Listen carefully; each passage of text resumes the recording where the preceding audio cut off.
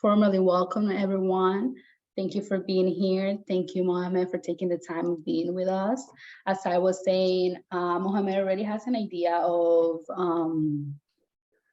who you are, guys. We send him like a short bio of all of you, so we don't have to be doing the intros like every time we have a new instructor. But I do want to take a minute to introduce Mohamed. He's the co-founder of Sonson Organics, and he's in charge over there of the operations, and started his career as an apprentice of marketing while attending business school in his hometown in Tunisia. Since 2018, he has like applied his experience experience in business development and financials management to navigate a micro enterprises startup. That's how he's built up some organics and have helped other small businesses with their financials. And I also believe he got his certification for canning food. Is it for canning food? I don't know if that's the right name for it. Just correct me, Mohamed, please. Yes. And then today he's gonna be talking to us about money. We need that to start the business. Let's just put it as simple as it is, money. And then I don't know if you want to add anything else. Otherwise, I'll just pass it on to you. Yes, thank you so much, Maybelline. That's a great presentation, introduction. The only thing I would add is that for the past 4 or 5 years, I kind of have learned what I know right now by doing in addition to my background. So I have been, and sometimes I find myself in the same shoes as you guys, starting my business, where I have to go through like all the first steps. And back when we started, we haven't had the privilege, I would say, to have consulting from whether like an organization, an individual, whatever it is, to help guide us in the right path. We kind of had to learn by doing, and that costs a lot of money and time both.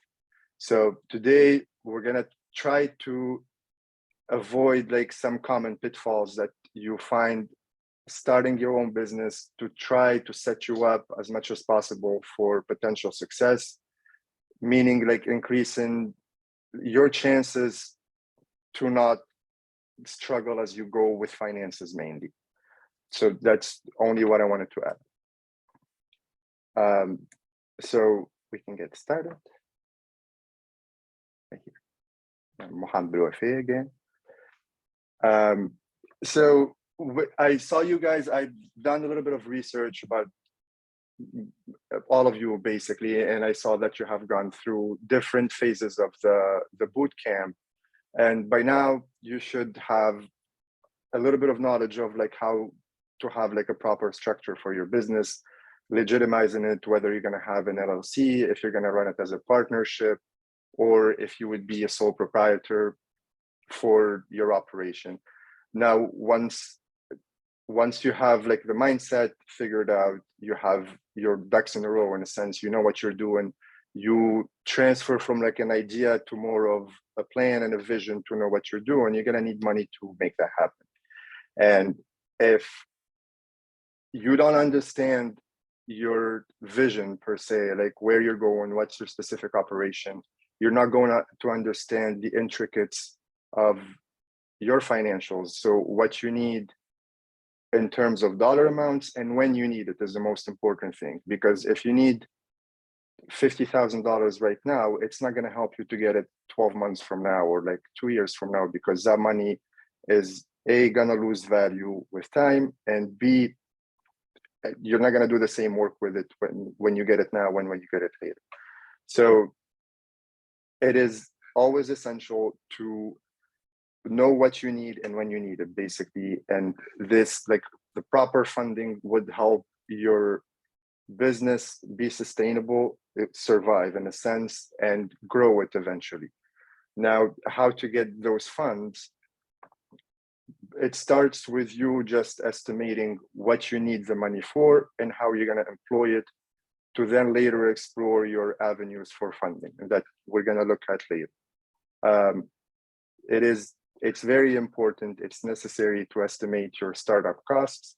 It helps you determine, like, project later how much you're going to be spending, and in return how much you'll be making, and that gap, how much you need as capital to start up first. For that, we will need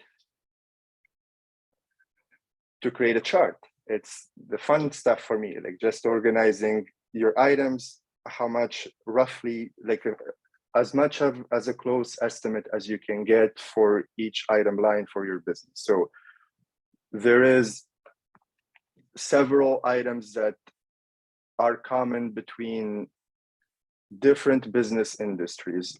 Most of you guys are within the same industry, which is the food and beverage, but through there's different types of operations. You have your catering operation, your prepackaged operation. Doing beverages is similar, but not the same as doing prepared food, as doing prepackaged food. And within that, I'm bringing up the differences for you to know what exactly you would need within your operation. Are you going to be making your own stuff as you start, or outsourcing the actual the manufacturing of your food? If I believe most of you guys are going to start making your products by yourself, down the road in 12 months from now, in 2 years, 3 years, as you scale up, as you grow, as the demand for your business grows, do you think you have the capacity to grow with that and make sure that you keep manufacturing within the same quality, within the same boundaries that you put to yourself to meet that demand? Or would you be handing that aspect of your business to another body that would take care of that, and you just keep selling your brand, selling your story, selling your products, and making more of what you made before? Will you be needing a established location to rent where you run your operation out of, that's completely to you? Or would you be able to work with a ghost kitchen type of situation where it's shared? If you don't need to be there, if you don't need a brick and mortar for people to come see you and like get stuff from you, if you're running your operation online, or if you're going to the market, farmers markets or fairs or pop-up events, you just look at all aspects of your whole operation, and then from there you start putting dollar amounts to that. And the most important thing again is the time when you're going to need that.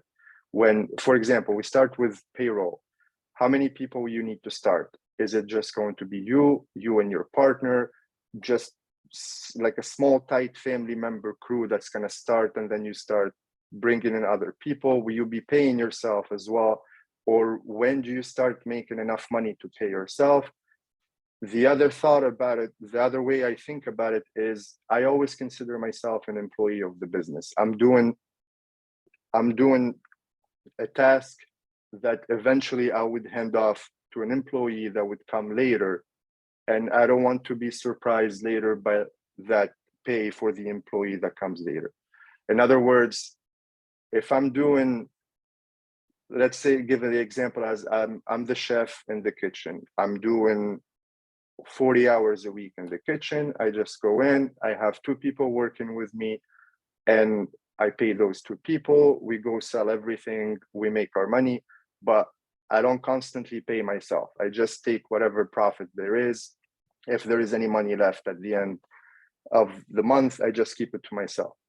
Now, as the business grows, and you are taken in other places, you're going to be doing only 20 hours in the kitchen, doing your production with your crew, but you have to be elsewhere, either like working on contracts, working on new clients, or whatever it is.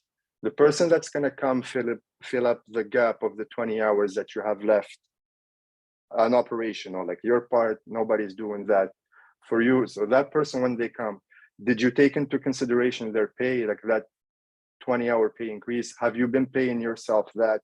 And are you just going to transfer it to the new employee? Or is it just going to be like a new cost that gets like just a surprise, basically, like somebody new is coming, what changed? It's I'm doing less work, this person is doing more work, but we're paying more in payroll. Turns out I haven't been paying myself, but now I'm paying a new person. So always, I think a good practice is to consider yourself as an employee, just from the sense of financials, just making sense of the money, just making sense of your reporting. Payroll costs me $8,000 every month. That includes my pay and everybody else work. So the next item line would be the insurance. All businesses need insurance to stay compliant, of course, but the type of insurance, it adapts to the type of business you're in, the scale of your operation, how big your operation is, where do you sell, what do you sell, all that sort of stuff. So to make sure to understand your operation properly, you have to know what type of insurance you need, including the benefits for your employees, like worker compensation. It's mandatory in California, and all those things that follow the insurance. So for the licensing, permits, and tax, it could be a little bit tricky / tedious to estimate. For example, when I started with Zonzon Organic, we make prepackaged tomato sauces, spreads, like a North African style. They're family heirloom recipes. And my partner and I were thinking like, hey, we have done this food, not treated as a product. We've gotten great responses from people we know. Let's just start doing it. And that's where the part of like learning by doing comes. That's like the expensive part. We didn't know that we needed a license to do what we're doing. We were doing it, quote unquote, not properly in conformity with the state laws, until 1 month in, like one day, one health inspector came to us and he was like, hey, do you guys have a cannery license? We had no idea what that meant before. And we were like, no, what is that? Like, we just have the PFR, which is like like the processed food registration, like for you to be able to do prepackaged foods and just go sell them as a non-shelf stable item. Like, you just have to be constantly refrigerated. We were doing that. And he said, no, this product specifically, like if it's tomato based or pepper, or like it has to do something with acidity, you need to get a license to be able to perform, like to do what you're doing. Come to find out later that it's not just like it's not just applying for the license. It costs a lot of money and it costs a lot of time as well. And it's the structure of the license. It's a recurring cost, basically. It's an expense that we didn't take into consideration when we were projecting what the whole operation, basically. The license, you had to pay to apply for the license. You had to pay for a specific school to go to study, and that's like, it comes out of pocket as well. And once you get the license, you have to pay for an inspector to come inspect everything within the kitchen and interview you basically for like about 4 hours. And then they finally issue the license that you have to pay for again. Once you have the license, every time we produce a batch, we cannot sell it until it gets released by an inspector, which is great from like health regulation, operation, organization perspective. It's amazing. But every time the inspector comes to release, they have to get paid. And we did not factor that in our initial costing for the product or the expenses, or we had no idea what that was. So it's always very, very good to be very well informed as much as you can. Like right now, your currency is information. The more information you can get, the more valuable information you can get, the more you set up yourself for financial success, which in turn, it helps your business survive, because no money, the business is going to be weak and it would like suffer and it would like come back at you basically. So for rent and utilities, this again varies. Do you see yourself having your own brick and mortar, or do you see yourself part of the trend right now of like the shared kitchen where everything is included into like a lump sum that you pay every month that includes your utilities, like other co-working, if you will, services or like mentoring or whatever it is, like it's like all under one umbrella cost that covers all of that stuff. So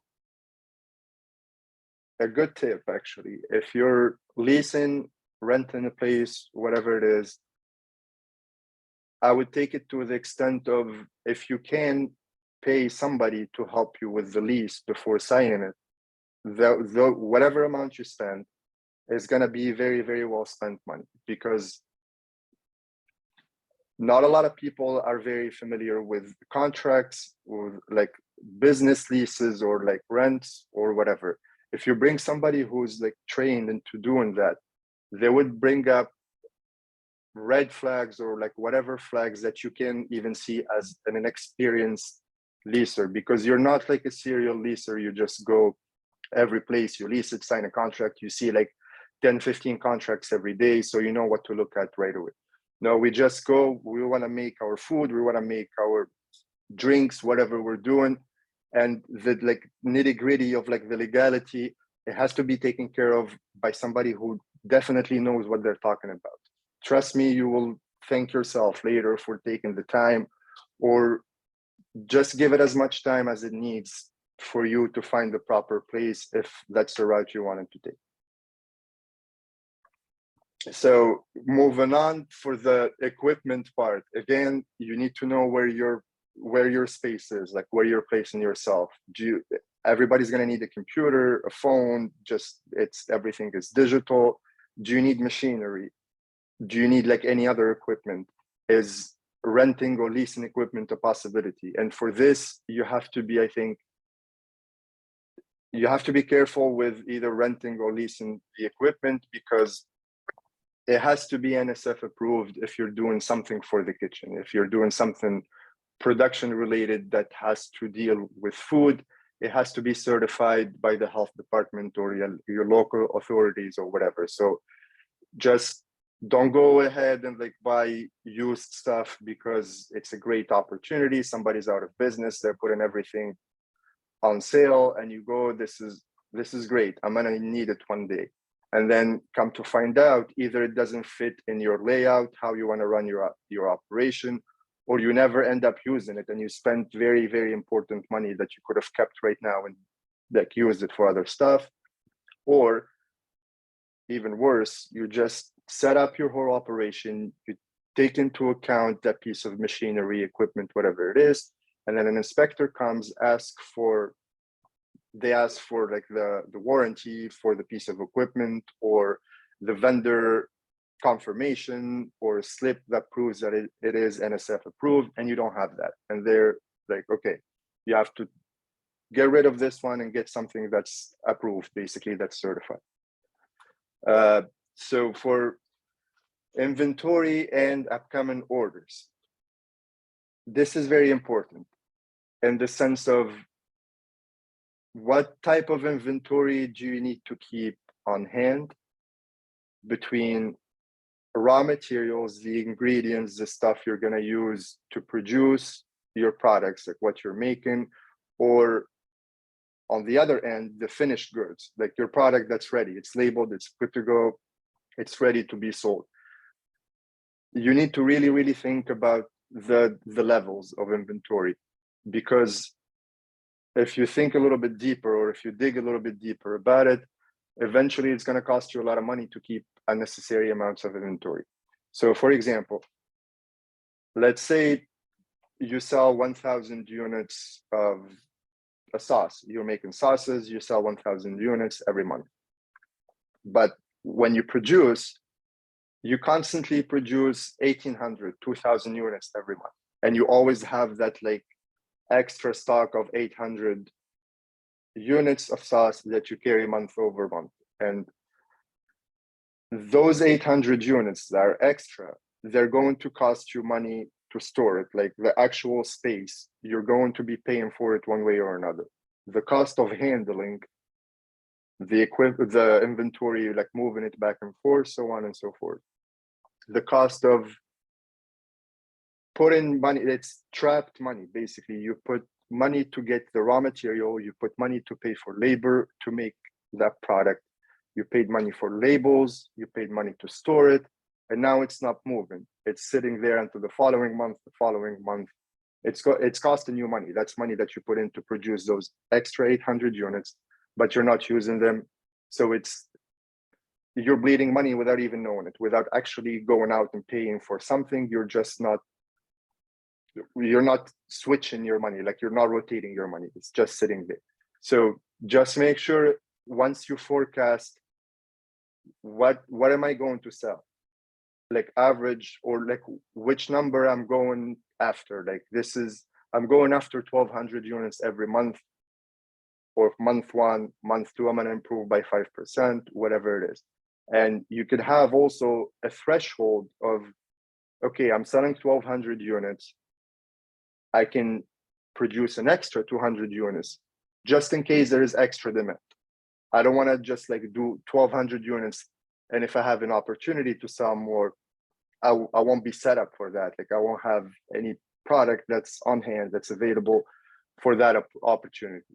So it's always a balance. Just like make sure your inventory and the orders and the sales, all the forecasts are aligning with a clear vision of where you want it to be, like where you want to be in terms of sales, where you want to be in terms of inventory, and then like it would allow you to estimate your costs as close as possible. So people now need to know that we exist. We're here, like with advertising and like website, social media, like any digital outlet that help put the word out. There is a lot of competition in that field, and it's almost mandatory to put money towards that. You can grow organically with your own social media outlets, your own website. The field is very crowded. A lot of companies, like big money guys, they're just putting a lot of money into advertising. They like tailor their website for you to have the easiest, the best experience ever to finally get your money when you go in. And for you to compete with that volume and that scale, basically, you need to put in some money. But it's always a matter of efficiently using the dollars that you put into advertising, meaning that once you establish your line of products, or just like one product, you establish your market. Who are you going to market to? You know your costs. You know your like what you're forecasting in terms of sales. Then you can allocate advertising money to the specific customer that you're going after. You don't have to just like throw your money out and whoever comes is going to be great. They're going to buy my product. You'll end up just getting like a tiny slice of whatever you could have gotten if you targeted more specifically and like more efficiently, basically, where you're going with the advertising money. And then all the extras, the consultants, like I said, when I first started talking, if I knew of the license part of the cannery license, or like if I had an idea of how to get my gross margin for the specific product I'm doing, how to price my own products, I would have saved potentially a lot of time and money with it too. So if you're just good, you're not expected to be good at everything. If you're good in operations, you're a good operator, you know how to run your operation, like you know how to produce your product, you know how to manage your team. You're not necessarily expected to be a guru in marketing or a finance guru or like a rock star salesperson or whatever like that. Eventually, like you need to have a minimum in each one of those because you're running the business and you're the leader, basically. Like you need to be aware of what's going on in every field, and anything that like you're not great at, or like you feel like you need a little bit more mentoring in that, just please don't be afraid to ask for help. Like it doesn't necessarily have to be paid help from somebody professional. Do your research. If you're planning to go work at the farmer's market, sell there, you can plan a day, a couple of days, as many days as you can afford to just go and seek the information that you need from vendors there. If you see somebody that's not necessarily competition, but doing something in your same field, like and similar to what you're doing, they're selling online, you can just go ask if you have specific questions on how much did it cost you to do this, or like roughly, or you can just get information from here, from here, from here. You can average everything out. So the more information you get as you're starting out, then the more equipped you would be to do your financial projections, your proper business plan that's going to be attractive and that's going to be very well received by a lender, somebody who's going to lend you money.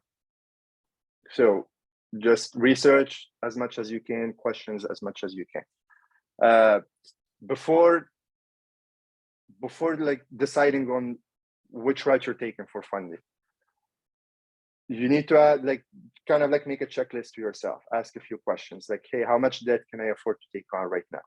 Do you have personal debt for you? Do you personally feel comfortable to take debt? Can you afford to take more debt right now and add that monthly payment, or like whichever term payment that's going to happen with whichever form of funding you get? Am I comfortable taking that on right now or not? If not, then probably like a loan is not the best route for you.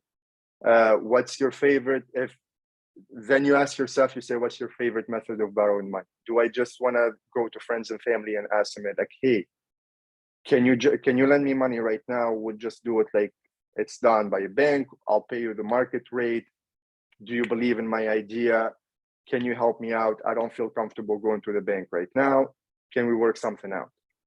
Do you have a story that's like, you know, that it's like, it's one of a kind, it's a winner idea, and you're very well equipped to make it happen? Do I have everything I need to increase my chances to go talk to an investor and get the money that I'm needing, that I found out after like putting my ducks in a row, after doing my math?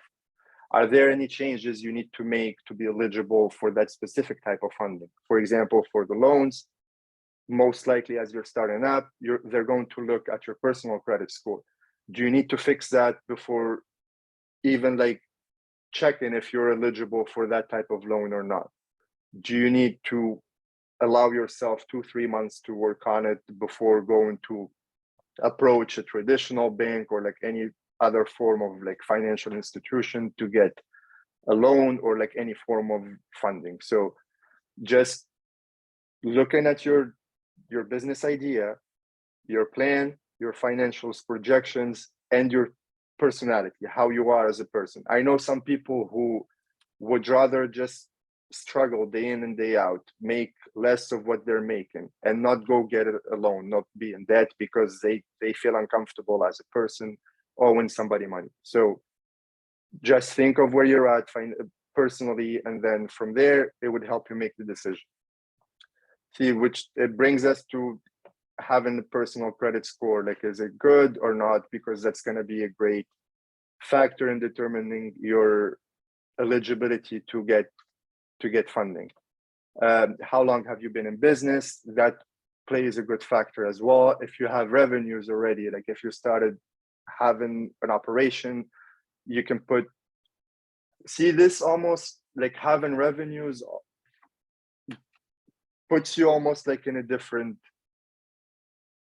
pile, I should say, because you have a basis, you have data to go based off of. If I'm a financial institution, you come to me and you have revenue already, and you have a story that you're telling me that comes with projections, I will go back to the existing revenues right now to cross-reference and say like, okay, so based on what you're telling me, you're going to improve your revenue by 5% the first month, 10%, so on and so forth. How are you going to do this? Do you have any assumptions on what could happen within your business? Why would your revenue increase from now rather than decrease in the future? Do you have a proven traction to your product? Did you like build a consistent base of customers? And all of those questions, you incorporate them in your plan prior to submitting your whole file, basically, of like your whole story, but in numbers mode, if you will. Do you have any collateral? Do your story and business idea seem like something you could take to an investor? And for this route, for investors, it's a different set of questions that you have to ask, because you're going to an angel investor, somebody like who has cash, they believe in you, in your story, in your idea. They want to make their money work. They want to make a profit or share some of the profit with you. You convince them, they give you the money. You guys agree on terms, whether they're going to take a percentage of your company, whether it's going to be a loan, but not through a bank between you guys, whether it would be like a different format, a convertible note that would later turn into equity, so on and so forth. So it's a different approach, like going to an investor versus the bank. And it differs also, like in your statements, the composition of your capital, like the capital that you use for your business. Is it 100% debt? Did you get everything through a loan? Did somebody lend you all of that money to run your operation? Or is it 50% equity? Somebody owns half of the company with you, which would eventually affect your decision making as well, so on and so forth. And finally, have you established a solid enough business plan to talk to an investor or a traditional bank? Which that's the star of all of these checkpoints. You basically, like, your business plan, that's the story part that has facts and numbers attached to it that will go to the lending institution or to the investor or to the venture capitalist, whichever route you choose to go, that's going to tell them your story. So the business plan, the forecasts, your personal credit score, your personal resume, your experience, the whole package, just the better you make it, the more you increase your chances of acquiring the funding you need at the right time that you need it.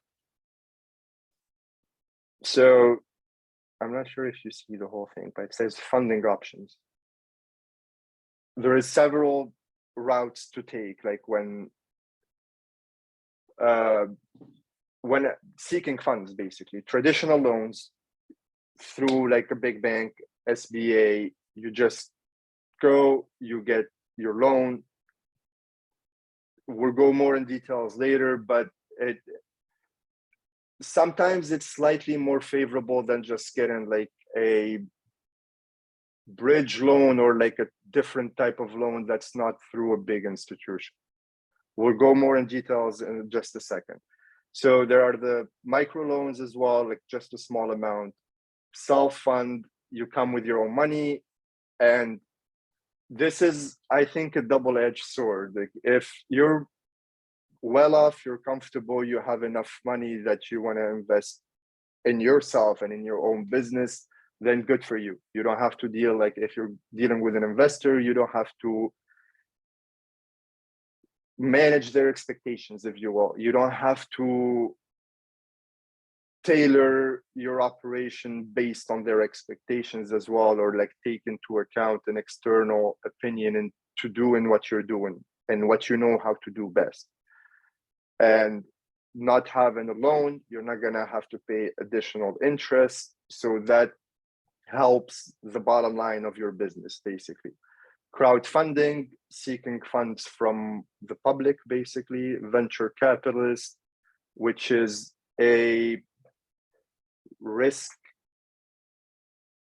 capital risk management company, if you will. So like it's a company that manages other people's money, and that would think of it as an investor, but they don't invest their own money. They just have like a pool of other people's money, and they invest it into businesses or ideas that they think meet their own standards, and they could get them a good enough return for them and for their clients. Investors, friends and family, and grants. Grants are a very, very, very sweet spot if you do them properly and if you get lucky and if you're very well informed about them.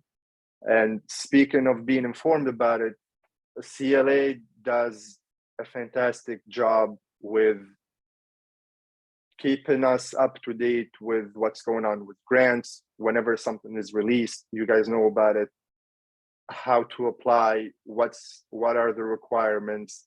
If it's like for micro businesses or like just a small business, women owned, minority, whatever it is, like they keep you in the loop, and it helps to know as soon as a grant is released for you to be able to be set up for it at the right time. So starting with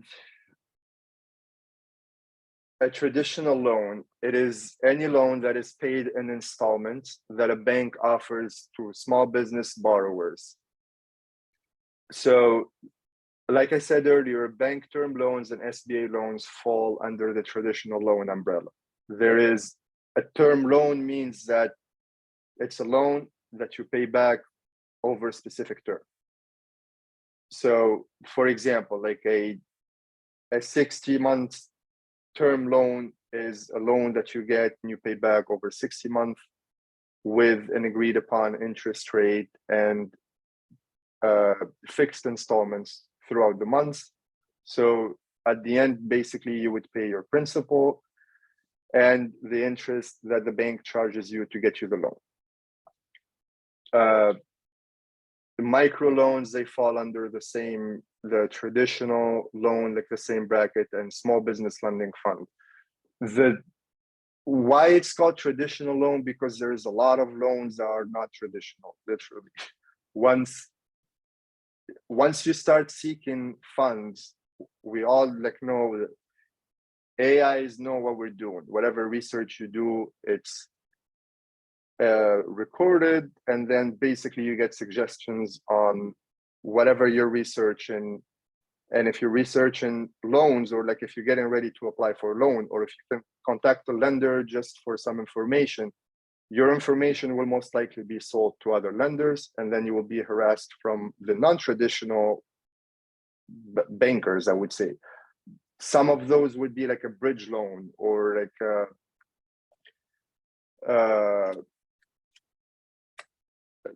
there is advancements, I think, for like income, but basically they give you a not very attractive loan, or they offer you a not very attractive loan where you get a sum of money that has fees attached to it, which is basically the interest for a traditional loan. And then you pay it over a very small period of time. And you have to be very careful with that, because it eventually would hurt your cash flow, which is how actual cash, like actual money, how is it flowing in and out of your bank account of your business. And we'll get to that in like a little bit more depth in a upcoming slides. So the pros of the traditional loan, it has lower interest rates. Right now, I think you'll be usually like between 4 to 6, 7%. Sometimes it goes up to 10%. And you need to like read the terms, the actual terms of the loan, to see how is the interest calculated, what you're paying on a monthly basis, what's going towards your principal, what's going towards your interest. Because later, when you do, if you're doing this by yourself, actually, or if you're using an accounting for this, you need to know what you're paying for the interest and for the principal, to know how to register that within your own books. Because if you're paying a lot of money, like for the interest, let's say like you're paying $400 a month in the interest, that's going to go under your profit and loss statement, your income statement, as an expense. So after you tally up, like you have your sales and then the cost, what it costs you to make those products, to do those sales, and then all the expenses for the administrative stuff and everything, and then comes the interest over there. You want to know like what you're paying in interest to see if without that number is your operation profitable enough to leave some money to pay for the loan or to afford something else later for an expansion, so on and so forth. Tradition, yes. Sorry, I just want to take a little pause to see if anyone has any question, because you're giving us a lot of valuable information, and I just want to make sure that everyone is, for sure, yeah. Yeah. So does anybody has like any questions so far? Nobody? I just have one. That under the traditional loan, going to a bank, each bank will have like their own sort of policy, right? Not all banks will work the same in giving out loans to small businesses. So the short answer is yes. The little bit longer answer is there is, all banks basically, they strive for that very well put together profile or like file, like the applicant, to lower their risk, because at the end of the day, their banks, they manage risk. They're gonna get you money, but they want to know in return if you're, what are the chances that you're going to give them the money back within the allotted period of time without you defaulting. Did that answer or no? It did, and makes me think about what other banks I could go to, not just to the one I have already set up with my personal account, maybe looking into other banks for loans or looking into other sources to fund my small business. I would definitely say yes. Go to other, explore all your options. Don't stick with the bank that you're banking with personally, because there is a lot of banks, they fund just businesses. They don't do business, they don't do personal funding. A very, very good route is to go through the SBA. What they do is, there is a type of loan, I think it's called 7A loan, where you apply. It's very extensive in terms of what they ask for like your projections, your business plan, your story, your personal credit, all of that. But the good thing is that they link you with a business lender, like a bank, like an institution that lends specifically to businesses, and they guarantee a portion of that loan if you qualify. So they introduce you and they hold themselves as a guarantor for a specific percentage of the amount that you take. Another route would be to, don't look at just like the main commercial banks that like you just see everywhere. Try to dig a little deeper, like do the research on business loans, the type of loans that's offered, and always ask like, what kind of loan is it? Like, if even if somebody calls you and say like, hey, do you need funding? I have money for you. Ask them what they're offering, because they know, before giving them any information of like, what's your credit score, what's your revenue, what's this and that. That's intimidating to ask like a person who doesn't know you, you never talked to before, you don't know where they're calling from. Just, you start asking the questions like, hey, let's get to the bottom of this. What are you offering? Like, what do you have? Are you offering a term loan or not? Is it over like a 10-year period, a 5-year period? Is it over just 12 months and you want me to pay you every day like a certain amount? No, I'm good, thank you. So explore your options outside of your personal bank. Thank you. Yeah. Any other questions? We good? Okay. Thanks, Mohamed, for answering that. Of course, yeah. I'm sorry, I thought like all the questions would be died at the end, like for the end of this, but thank you for stopping me. I took a breather too. It's a lot of good information, so. Okay, so the check is here. So again, the pros for a traditional loan, you're gonna get practically like the lowest interest rate, like if you're getting a traditional loan, because other forms of loans, like, or other institutions, they would just give you a higher percentage. And why would they do that? Because they want to like tilt the risk side on your end, because they're a smaller entity that lends money. So they would basically like they're like a higher risk, so they put like a higher percentage to pay back. So you pay like a big chunk of their interest, like of their money, as soon as you start paying back. And then the principal, like the actual amount that you borrowed, gets paid towards the end of the term, like of the loan. So they make their money up front, and then like you're still stuck with the high payments at the end. So the cons of this type of loan is that it often requires collateral. It's a strict application criteria. Like I said, it has a lot of factors to it. Like to build your file, like you have a lot of information that are required, and it's a long application process. Like it might take up to a month for you actually to fill out the application, and then another month for them to review and then approve or deny or whatever it is, and then disperse the money later. So just like make sure with any form of funding or like any route you want to take, the length, like how long is it going to take? Like if I need money next week, I'm not going to go apply for like a loan that's going to take me 2 or 3 months to be approved.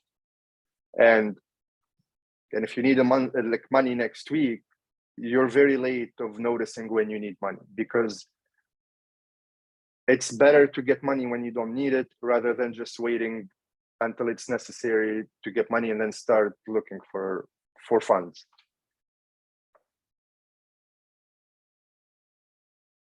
Crowdfunding, and I'm assuming there's going to be some questions about this, so I'll stop after the slide.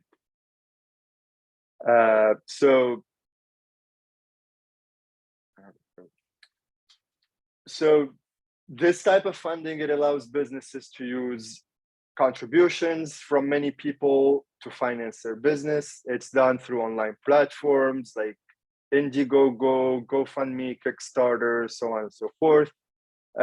Basically, like you tell your story on the online platform, and you ask people to pitch in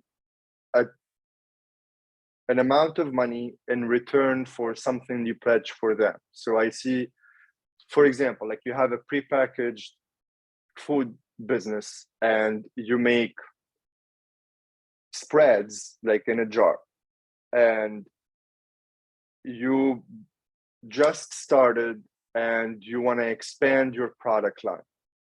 You have a great story, you have your idea just like established, you started getting some traction, you believe that you could do great, but you just need 50 grand. Like I just need $50,000 for me to like boost the production, or like to hire more people, or to start new avenues, like new markets, new sales channels, whatever it is.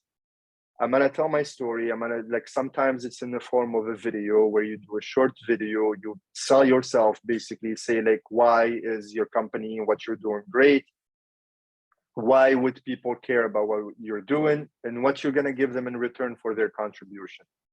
The good thing is about it is that you don't have to pay the money back. Whatever you get, you keep. It's like it levels the playing field to access funds for almost anyone.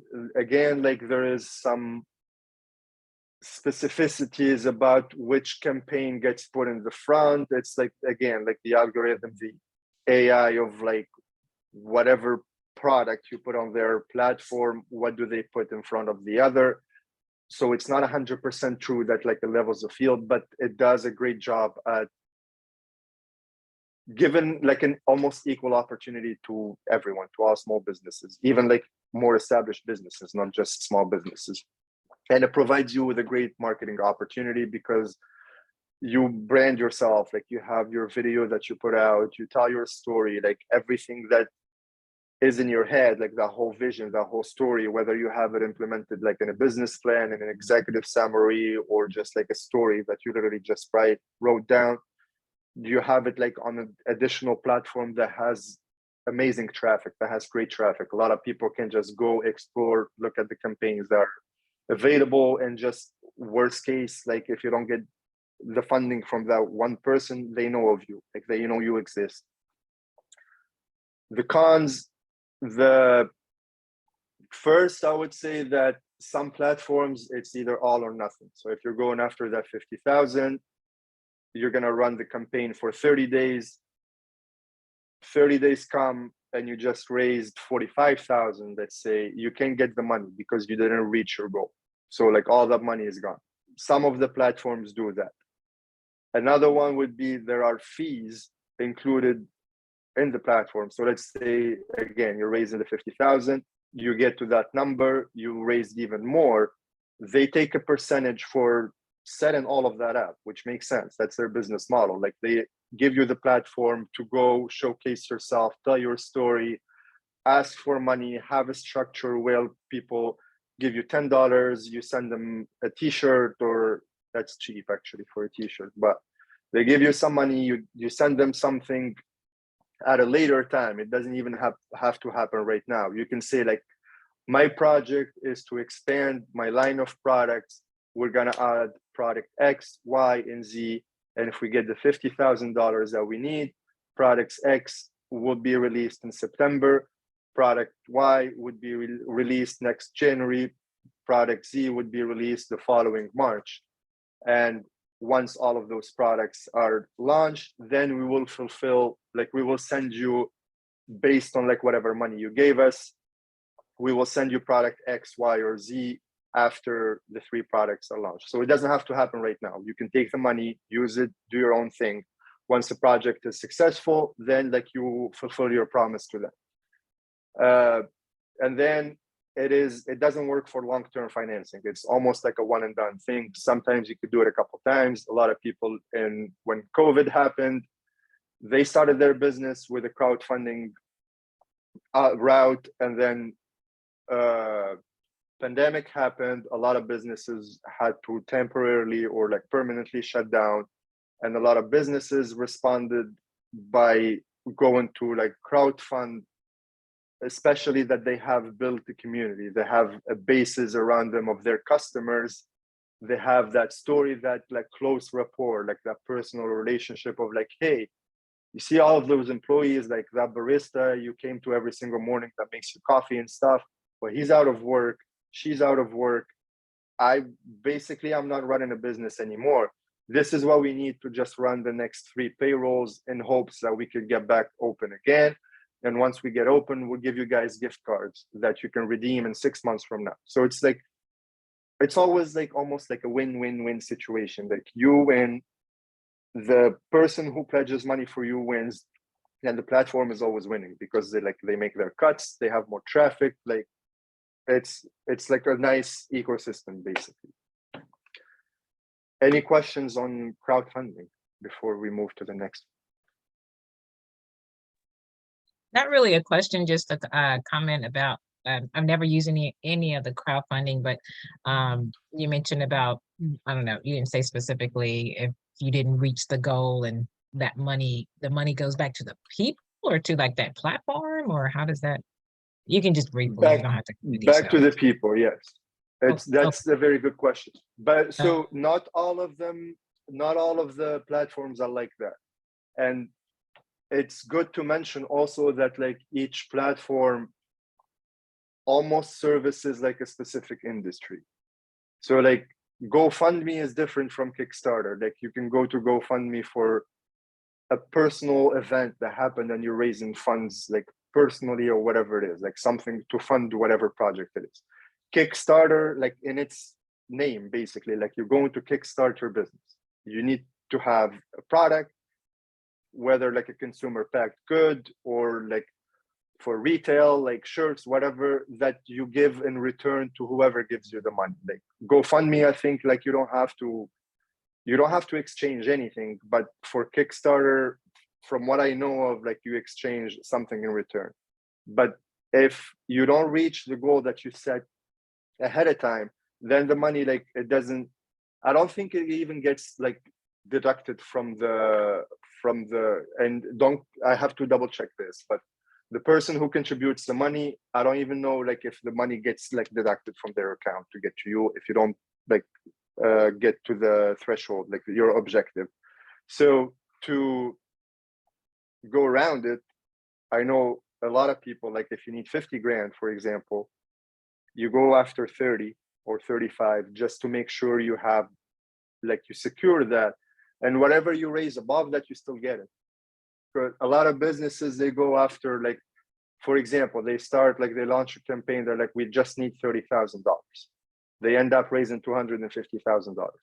But you need to be properly set up to accept that money, because once you put your pledges of like what you're given in exchange of, if somebody contributes $10, $20, whatever, the total amount of what you have available have to allow for that $250,000 to be brought in. In other words, if you're raising $30,000 and you have product to only match that $30,000, there is no way that you're going to raise above that. So that's why you find a lot of people offering other stuff than their main operation.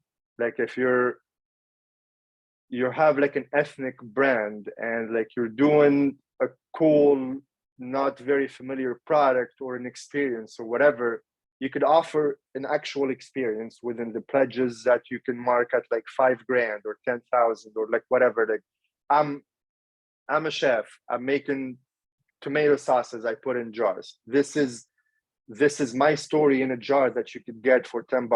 But if you want to know a little more, if you want to have an unparalleled experience that's just dedicated to you and to one person of your choosing, pay me 5 grand, and in 6 months I'll give you the best, amazing, like the most amazing experience.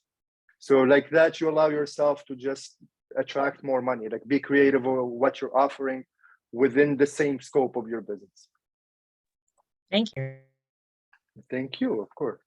Any more questions? Not I a think question, but a comment. Anyone wondering what Patreon is? It's more like a pledge. You could create certain scales of like a donation of $1, $5, $10, and people could sign up for any pledge, and then they could get like little mini rewards, either saying like you're going to create a new product on the line, or getting like a newsletter events before you post it on your like platform page, like you're going to showcase a product.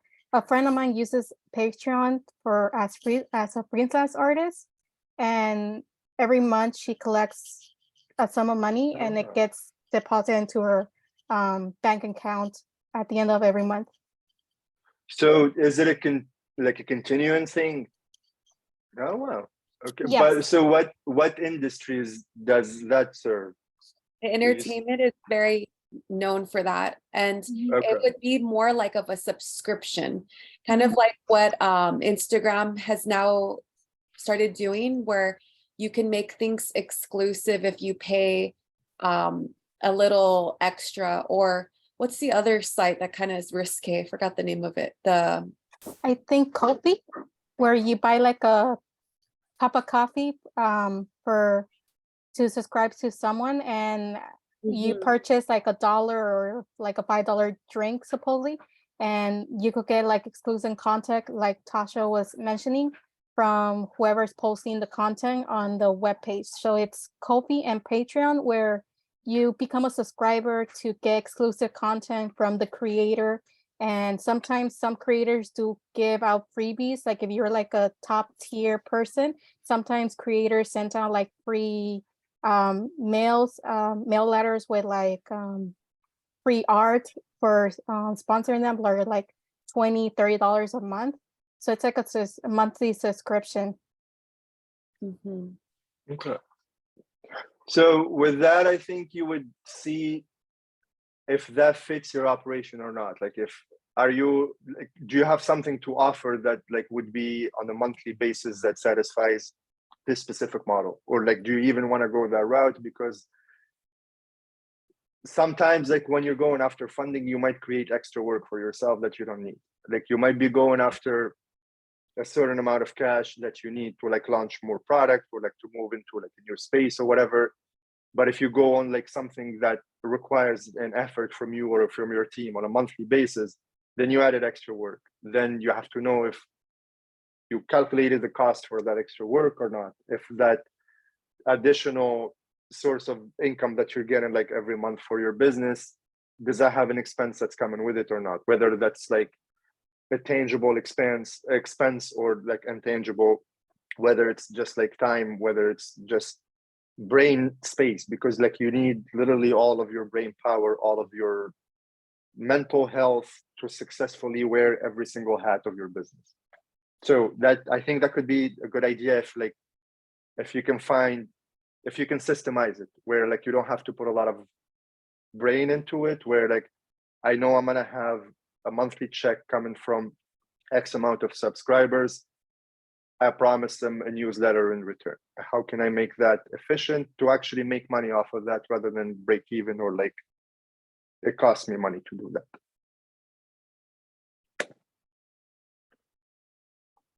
All right. So thank you, Blanca. Okay, so the next part is with investors. Okay, I'm trying to move the chat. There we go. So small business investors, they could be individuals or group looking to finance businesses they believe they have the potential to provide them with a significant return on investment.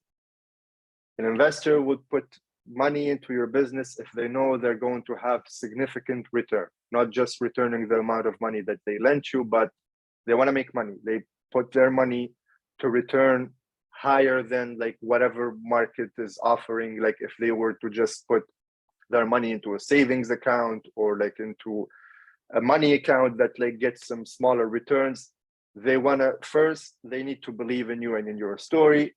But the most important thing is that you're going to make the money. That's what investors like they tend to think about, and they like the route they go. For you thinking the route of the investor, like the checklist when we first started, like to ask yourself which type of funding best suits you. Would you allow, or like do you see yourself having to manage somebody else's expectations in terms of your business, where they rightfully tell you how things should go? Do you see yourself doing that or not? No If way. no, don't even. Okay, so don't even look at this. But eventually, so for your business, there's a lot of stakeholders. Like you're the owner, you have employees, they have interest in the business, whether that's just like the business culture, whether just like options within the business, whether like a chunk of the business. You have your lenders, you have your vendors, you have your customers. The investors are eventually part of that. So managing their expectations, and like almost like it gets to a point where like you're running under their scope of work, like how they see things, because to them you're just potentially like a money-making machine. They put in money, they have to get money in return. Whether like you think that you don't want to do something because it doesn't match your personal values, or it's just the way that you don't want to run it, like it's your business, you're like, no, I don't want to do that. It's making money, but I don't want to do it. You don't have the option to say that anymore, because if first and foremost, the business interest, like you have to put the business interest in front of everyone. And that's what an investor looks at it from, just a numbers perspective. This activity is going to bring you 10 grand a month. You don't want to do it because you don't like feel it, or like it doesn't sit with your personal values or whatever. I'm going to fight as an investor to make you do that, because I see there's money to me and to you and to the business.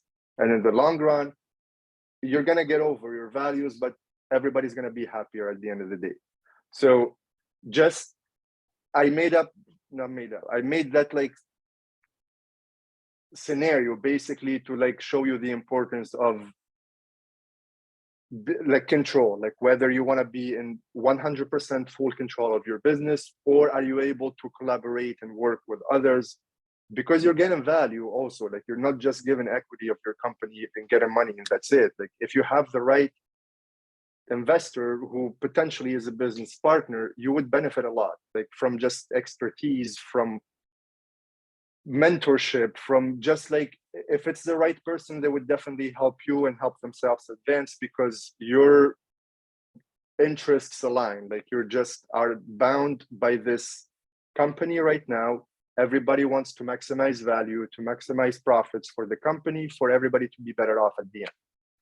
So we have three types here of investments, not investors. So the pre-seed or angel or friends and family, which is the case of all of us practically right now on the webinar. You're raising money from friends and family, co-workers that believe in your story, in you. And that, again, like you have to think about, would it potentially affect your relationship with that friend or with the family? If you get money involved, how would that look later? Are you setting up a proper structure to like borrow that money or to have that money invested? Or are you just like talking about it? You're like, hey, give me this money and like we'll see, like if in a couple of years everything goes well, you have 10% of my company. Document everything. Make sure you have a proper structure that's put in place for everybody to be on the same page, because an investor is not doing you a favor. They're giving you money in return of some money. It's a business transaction. So don't feel obligated to just make somebody happy because they're giving you money, or like just adhere by their rules, or just like leave it up in the air because it's a family member or it's a friend. Like, oh, I got you. Like I know you're good for it. Like I know you're a good person. I have your word, so like we'll be good. Just focus on your business. No, it's good. You focus on your business and you focus on how you're getting the money to run your business. So in 6 months, 9 months, 2 years down the road, if the business skyrockets, you don't have to like go back and see like, hey, what did we talk about? Like, were you going to get 10% or like 1%? Or like, well, I thought it was going to be 10% of $100,000, but now I'm making like $600,000. So it doesn't make sense. I did all the work. Or if the business goes under, the other person could be like, hey, that was money that I lent you. Like I didn't invest the money. Like you have to come back with the money. So just structure yourself, put everything pen and paper, get somebody legal involved to like draft something, even if it's a friend or a family. There is no sensitivity in the subject. Nobody should get offended, because at the end of the day, there is money involved. Conflicts may arise after a certain amount of time with specific events happening. So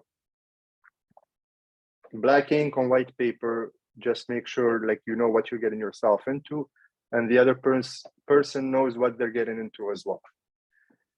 This type of investment usually runs between 50 to 500,000. So just like us getting started, proving your concept, proving that like you know what you're doing, you have a space in the field, like you could like have like a small chunk from the market.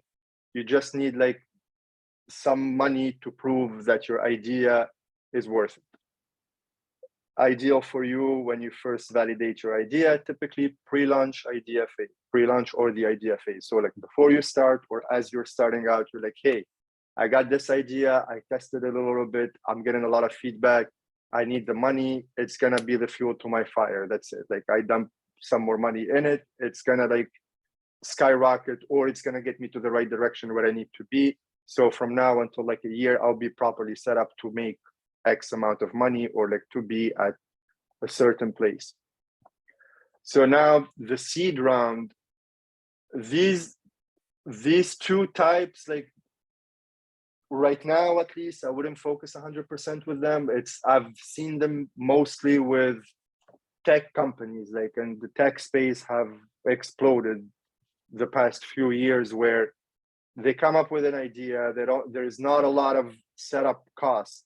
They could just start working with like minimal equipment, and then they get like a pre-seed round. It's mainly like all employees and like some hardware, a lot of software, like, depending on like what company or like what idea it is. And then they go to a seed round and then the Series A to finally get the company public and like traded in the stock market. So for us, let's focus on the 550,000 to 500,000 because that's good money for now. Like that's, if you're going after an investor, you're not going to be talking about the Series A. You're not going to have a Series A presentation, at least for now. Like it might need you a couple of years to get there. That's my personal opinion.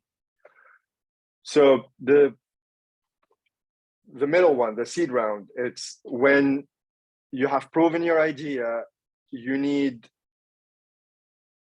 have traction, but you need like a lot more money to build like a proper structure, to build like that system, like that engine for the company that just like, it doesn't need you anymore, basically, like where like you're stepping out, whether you're there or not, the business is going great without you.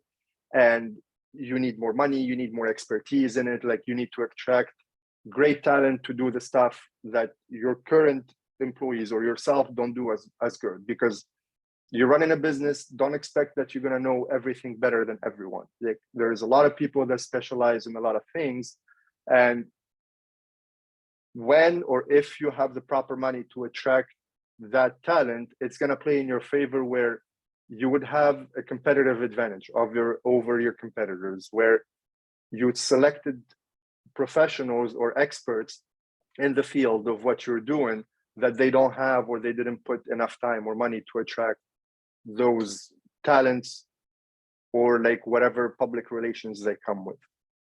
The last part, the Series A, you're raising from institutional investors like venture capitalists. When you're raising 3 to 10 million, usually in the form of equity. So they give you the money, they get a chunk of your business, and basically you work on the business together, like you and the organization, or you, your partners, whoever is in your organization and the other organization. So like it's two businesses joining efforts to increase value for both businesses, because the value for you gets increased by putting in that money and increase in operations. For them, it's diversifying their portfolio, and then the return that's expected from your business once they have the investment and the equity that they took within your business. And you do this when you already have proven traction, revenue, and a scalable plan. So you would need to be making a considerable amount of money, like on a yearly basis, and you have a plan that would show like how you would take the business from there until like the coming 5-10 years. It scales. Like it's not going to be stagnant. You didn't reach a bottleneck where you can't increase or improve your business or make more of what you're doing anymore. So the pros to investors, it's access to funding. It contributes ideas to key resources and contacts. And earlier, like when I said it's about like managing, or like the control of how much control you want to have within your business with somebody coming in, this is the other side of it. Like an investor contributes ideas, resources, and contacts, and those, they're, at least the resources and the contacts, they're almost as important as having cash in your bank account for the business. The resources and contact, sometimes they're priceless. Sometimes you can land on someone, a person introduces you to another person, where a lot of doors open because of that person, where they might be needing something that you offer, but you didn't know that that person existed, or they might be a key to like a whole community of people needing something that you offer, but they didn't know you existed before. And now that you have that contact, that relationship, then it sets you up for a lot of increase in value for the next year, 2-10 years. It could be like your customer that does 60% of your business. So it's very important to just like look at it from that side as well, like the resources, the contacts, the ideas. Everybody has ideas, It's a matter of how to make them happen. An idea sounds great in your head, but doing the work, putting the work and making it into a reality, that's like the big chunk of it. That's the most important part. The cons of investors, as we said, they can have higher expectations about returns from the business. You see your business somewhere, they see it as just like a money machine where you're supposed to be bringing in X amount of money or X percent points every single year. They put more pressure on the owners of the business growth, where your decisions would be affected by this almost like parasite, just like in the back of your head of like, you need to make money, you need to make money, you need to make money, I need to make my return, where you can't focus properly and give yourself all the chances to make an educated decision. So some tips to improve your chances, like all of this that we have been doing, I'm not giving you the textbook answer of like, hey, this is what you need to do and like you're 100% gonna get a loan. We're just trying to, it's a probabilities game. Like we're increasing your probability of being accepted to get funding through whichever source you choose. So some tips to improve those chances: first and foremost, your story. You have to master it. You have to be like blindly more convinced about it than like anything else, that like, you know, the ins and outs of it, you know, that it's a unique story, it stands out, it's great, and like it's for a purpose. You have to know who you're telling your story to as well. And I will leave that to the next webinar where you talk about stories. Just like this is very important. Clear and concise business plan. It has to be clear. It has to tell you what you're doing, at what time, and with which dollar amounts. How much do you need? How much you expect to make? And just keep it concise, because nobody wants to read like a 100-page business plan where it's elaborate, but it's talking aloud without saying anything that's important. So numbers, projections, and costs, like what the money that I'm getting, where is it going to? What is it going to do? And eventually, how is it going to help me improve my business so I don't need to get external money anymore? Like my operation would be much more like self-sufficient than anything. I would be profitable. I would be paying myself, making extra money, so on and so forth, so I could expand later. Your resume needs to be up to date. And this is very important as well, because as you're starting off, if you don't have any data for your business, if you don't have activity that you could show, there's going to be a big reliance on your personal experience. Do you have experience working, like, did you manage a restaurant, for example, before? Like if you want to start a restaurant, if you wanted to start like a prepackaged food brand, did you work for a grocery store maybe before? Were you a consultant with food brands before, like on how to do their branding or like how to do their packaging operation? Do you have skin in the game? Do you have experience doing what you're doing, or you're just going to be blue, like you're going to start not knowing anything? That plays, like it's a major factor as well. Again, going back to the fact that the financial institution is a risk management business, that would, if you have experience doing what you're going to be starting up by yourself, then there is less risk for you to be unsuccessful. So a higher risk for you to be successful if you already have experience. And then that translates to the bank of being like, okay, we feel a little bit more comfortable with this person. Let's look at the next thing. Do they know their numbers? Do they just have experience with only cooking or only managing people or only branding, telling the story and marketing? Do they know their numbers? Here, let's look at the financials. Does it make sense that they're going to spend this amount of money on the kitchen rent, this amount of money on like their weekly production, this amount of money buying stuff or paying employees, so on and so forth? That, do the numbers make sense? The cash inflow and outflow, meaning that when are you going to get actual cash into your bank account and when is it leaving? And for this, it's very important to ask yourself this question as as you're going right now, will you be, and if you need help from somebody who's like in the financial world, like an accountant, CPA, if you know somebody, like, should I run my business on accrual or on cash basis? The simple explanation is accrual is when you sell something today and you get paid for it, let's say in 15 days. Do you record that transaction, that sale today or in 15 days? Meaning that, do you record it at the time of sale when you make the sale, or do you wait until you get the cash, until you get paid? And that makes a huge difference. And simply put, let's say you do catering, you do like events, you get called, you get a gig on December 31st, New Year's Eve. You're gonna work this great job.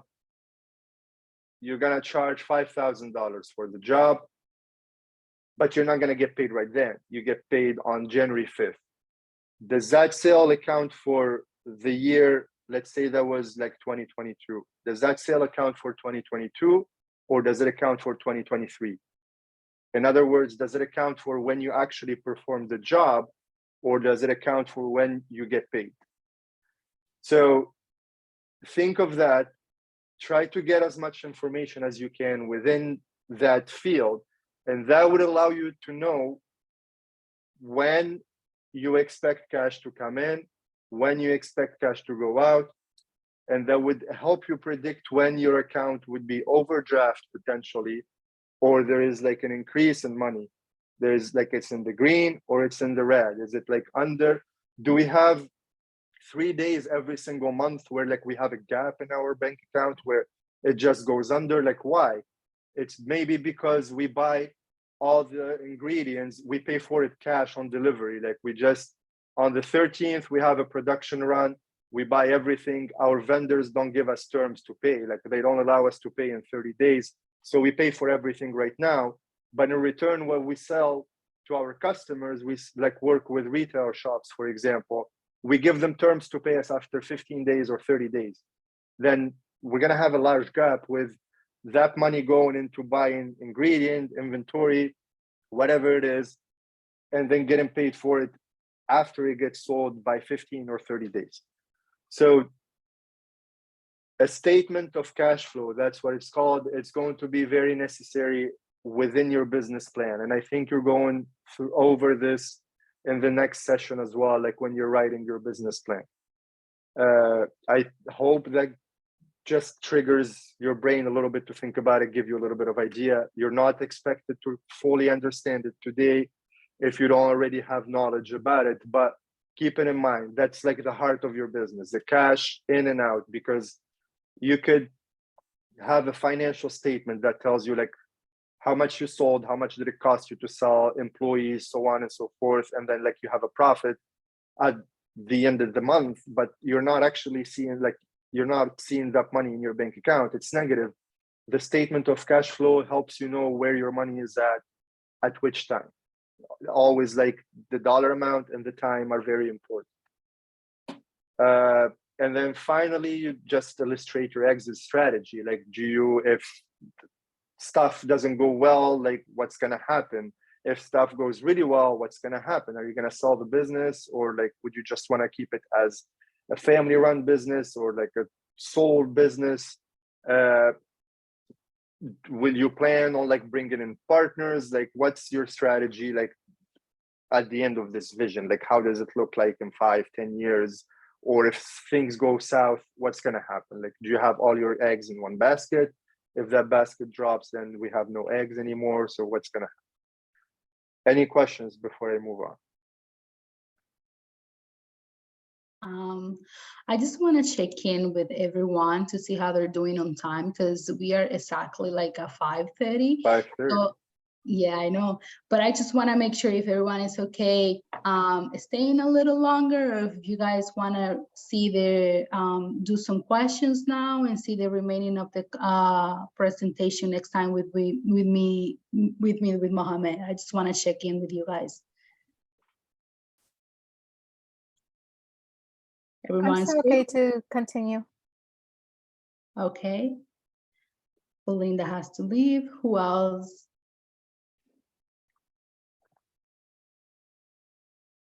I guess, Belinda, will you be okay with watching the remaining of the presentation in the recording? Thank you. So we'll continue. Thank you. Thank you, Belinda. I'll see you on Thursday. All right, so, okay, there's just a couple of slides left, and there, I do want to ask like, before. go ahead. So the idea of an investor is it does cause me to shy away from it just because of the cons, like you mentioned. But as you're saying about the idea component, the collaborating, if they're on the same vision and mission, that is a partner, correct? So is it better to see that as a potential partner and seeking that from the investor, or just allowing that person to be an investor and oversee?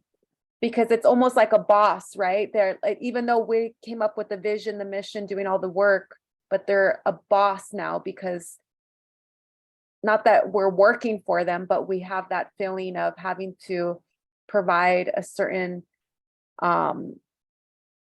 money that they need, or an interest, or pay back any money that was borrowed.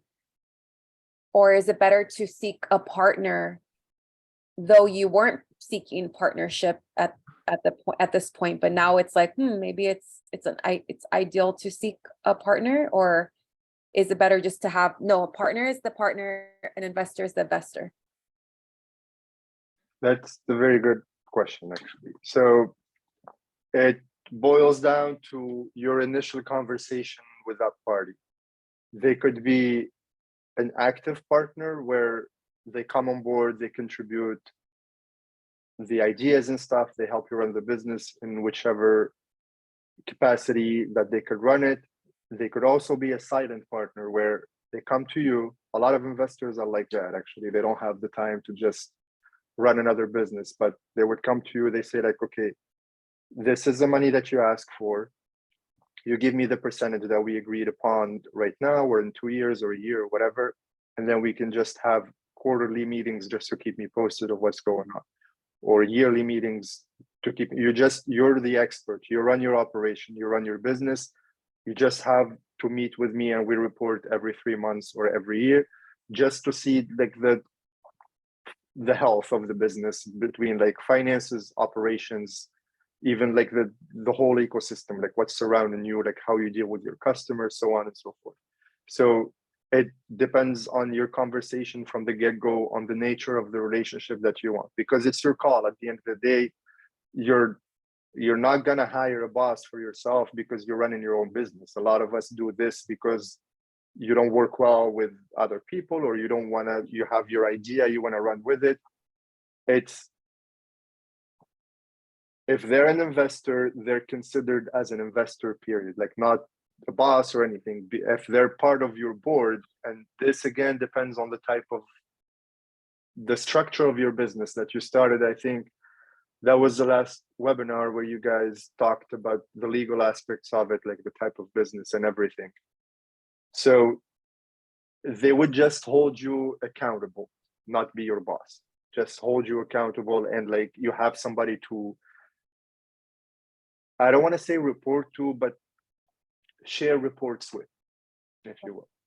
And that's all of the accounting aspects, right? They're going to see all of the numbers, the charts, the ledgers, Correct. anything that has to do with financial documents. Correct. Yeah.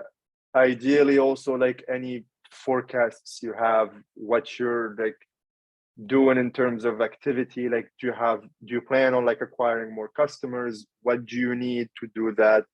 If you're doing great, then great, that's it. Like that's thumbs up, everything is good. But like if we're lagging in a certain section or whatever, do you need help they can help you again. Like it's not just like a one time and done. An investor comes in, puts the money, and they sit back and watch. They now have interest in this company, so it's in their best interest for this company to succeed. If you need more help, you can discuss it, and then potentially you can get more help too. Okay, perfect. Thank you. Yeah. More questions? Yeah. Okay. So record keeping.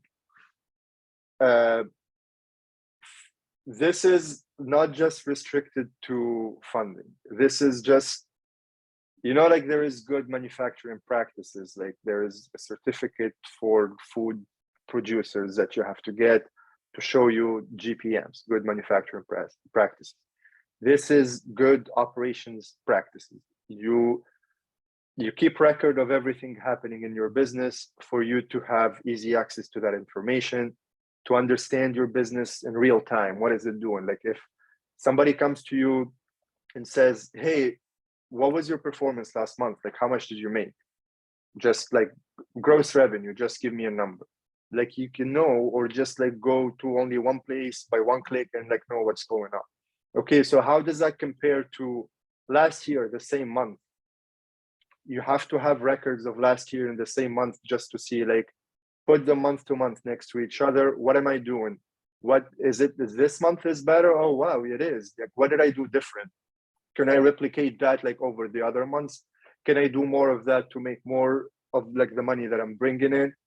There is like something doesn't make sense, like where I lost money last month, where I was supposed to like have extra clients and like I'm supposed to be making more money. What's going on? You can go into your reports, your records, you dig deeper. Is it a production issue? Did we run out of product where like we have customers asking for it? We have the demand, but we're not supplying that demand.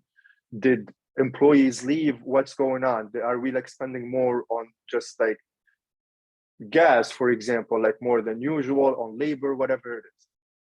So it helps you know when you need additional funds before your bank account suffers. Like when you record your transactions of like past performance history, like this is what happened yesterday, I'm gonna record it, it's gonna sit there.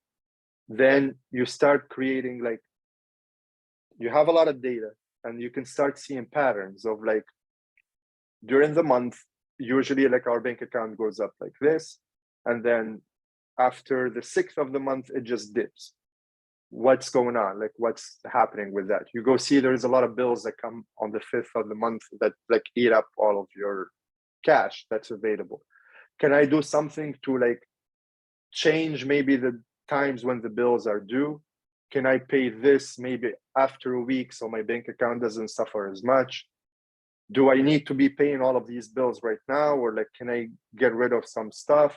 So you have access to more data in real time, and you make more educated decisions that would eventually help your business and help you just stay more organized, even like just knowing when you need the funds, what to look for, what information to like maneuver or like manipulate to like get the answers that you need to make the decisions that need to be made.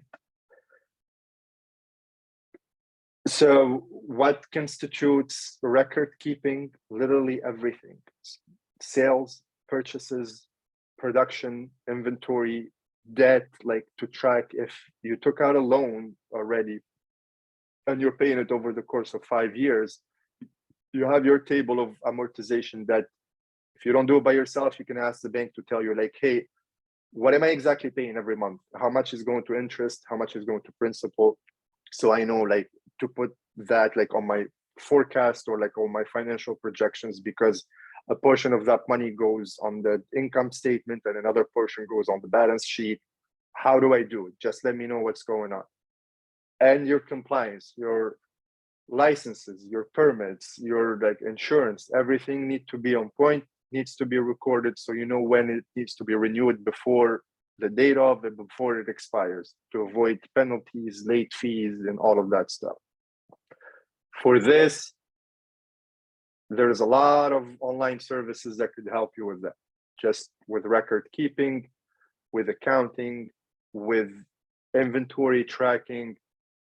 The good thing right now, like in our date and age right now, is that you don't have to hire somebody for every single aspect of your business. You could use these on-demand online services where you can hire HR online. So like a dedicated company that dedicates an account manager just for you and your team to do whatever like an HR person that you would normally pay a full salary every year. They do it for you, for your scale, like for your size of the business. Accounting, you can just get a software, QuickBooks online, whatever, like depending on your operation, like whatever you're working with, you get that. It helps you stay organized. They could even get you an accountant, like a bookkeeper that works with you for a small fee, but doing just like the bare minimum. It depends on what you want to see, basically.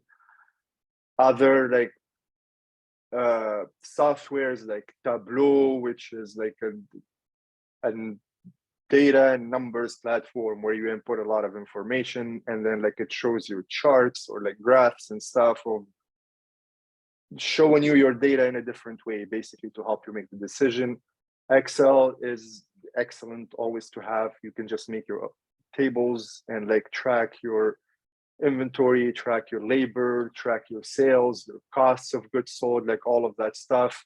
Just make sure you keep track of it.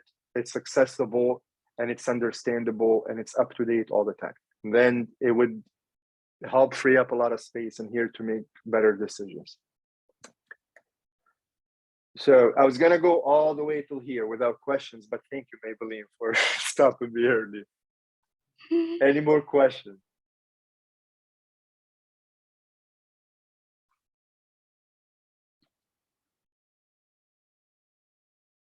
Okay, no questions. I know it's a lot of information that we have gone through today, and to a lot of you, it's new and it could be confusing.